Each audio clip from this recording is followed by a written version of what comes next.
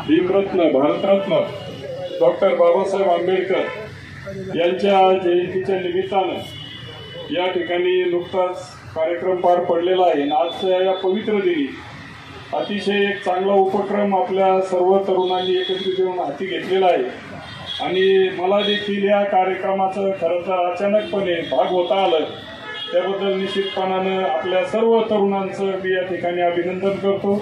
मी आपला जास्त वेळ घेत नाही।